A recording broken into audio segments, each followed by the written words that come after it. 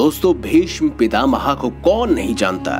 भीष्म पितामह महाभारत के एक ऐसे योद्धा थे जिनको इच्छा मृत्यु का वरदान प्राप्त था, यानी वो जब चाहे मर सकते थे और अगर वो चाहते तो महाभारत के अंत तक, यानी कि महाभारत युद्ध जब तक खत्म नहीं हो जाता तब तक जीवित रहते। ऐसे में पांडवों को हार ही नसीब होती, लेकिन भीष्म पितामह ने ऐसा नहीं किया। लेकिन दोस्तों, आज हम आपको बताएंगे कि भीष्म पितामह के पास आखिर कौन से 5 सर्वश्रेष्ठ अस्त्र थे जिनकी बुनियाद पर उन्होंने पांडवों की आधे से ज्यादा सेना का सर्वनाश कर दिया। चलिए दोस्तों, जानते हैं। आप देख रहे हैं दा भक्ति। अगर अभी तक आपने हमारे चैनल को सब्सक्राइब नहीं किया तो देर किस बात की, चैनल को अवश्य सब्सक्राइब करें और बेल आइकन जरूर दबाएं।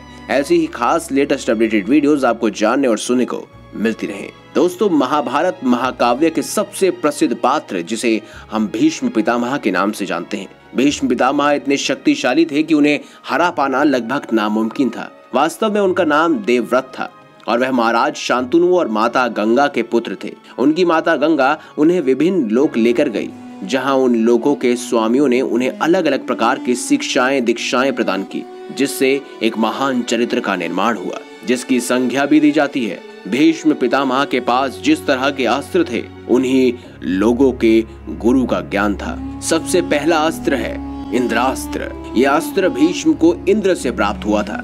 इंद्र को आकाश से मिलने वाली शक्तियों का स्वामी कहा जाता है, इसीलिए इंद्रासन के वार से आकाश में तीरों की वर्षा होने लगती थी।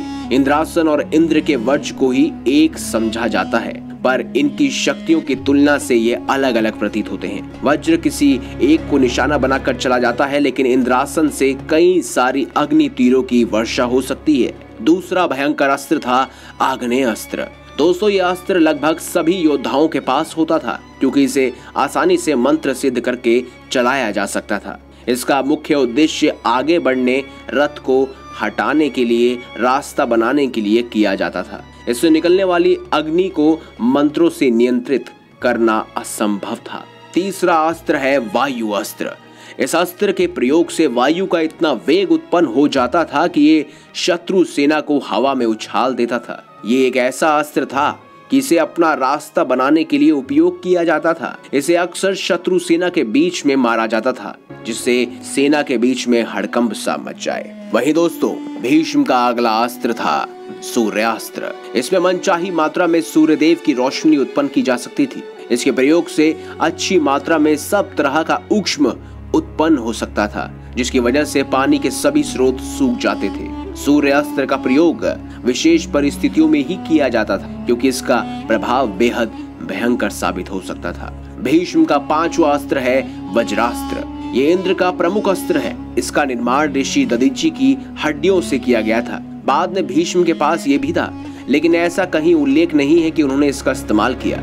वज्र को किसी एक लक्ष्य पर केंद्रित करके चलाया जाता था। ये एकमात्र ऐसा हथियार था जो कि बहुत ही विद्युत था, और दोस्तों कहते हैं ये शत्रु की हृदय गति को उसी समय रोक सकता था। दोस्तों, और आखिरी और अगला हथियार है मोहिनी अस्त्र।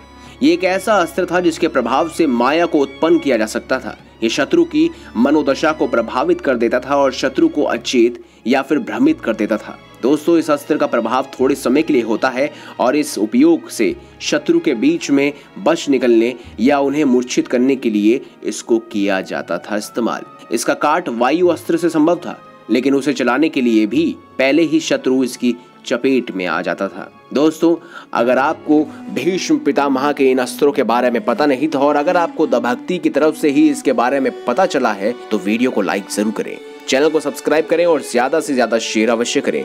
मिलेंगे अगली बार एक नई खास वीडियो के साथ, जिसमें जिक्र करेंगे महाभारत के अन्य योद्धाओं की और उनके शक्तिशाली अस्त्रों की। तब तक के लिए धन्यवाद। देखते रहिए द भक्ति, क्योंकि द भक्ति में ही है असली शक्ति।